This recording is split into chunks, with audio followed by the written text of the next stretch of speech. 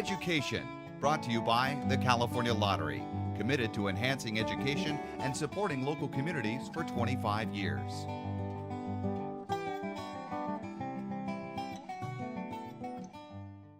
Now, more than ever, financial experts say it's important to teach children about the fundamentals of money, plus how to be fiscally responsible to avoid the current economic hardships many of us are facing today. Kids can learn young, and they need to learn young. The best way to look at it is, you read to your kids as a parent. You want to read to them because you're building the building blocks for literacy.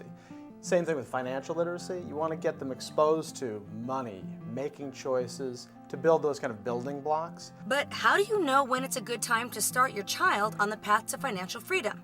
Plus, what if your own spending habits are in need of a tune-up?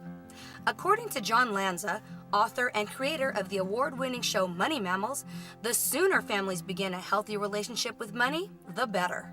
I think a lot of it is probably money tended to be a little bit of a taboo subject. So a lot of times the reason it's taboo is the parents don't feel comfortable, either because they don't feel comfortable about their own kind of financial situation, or they just don't like talking about money, or they think it's wrong to talk about money.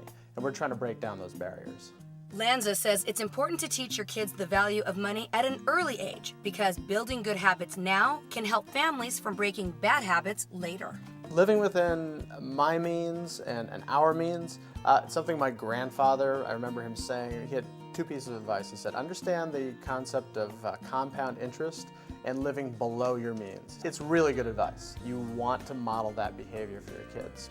To get started, Lanza suggests that parents should encourage their children to put their allowance into 3 clear jars that emphasize the importance of sharing, saving, and spending smart.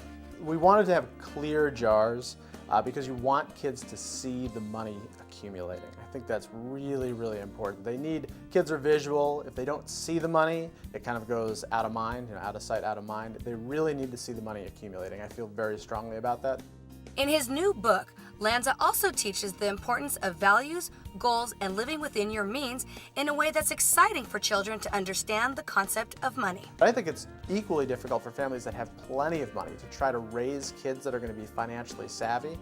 And I think one of the main things they can do is to talk to their kids about budgets and say, that is not in the budget, let's set up an allowance. You can save for whatever goal that is, or put it on your birthday list, put it on your holiday list, whatever that might be. And it's probably just as important for families who are well off than it is just for families who may have some more limits on their money. Another way kids and teenagers are learning about banking, budgeting, and saving is by taking courses with the Young Biz Foundation in Sacramento.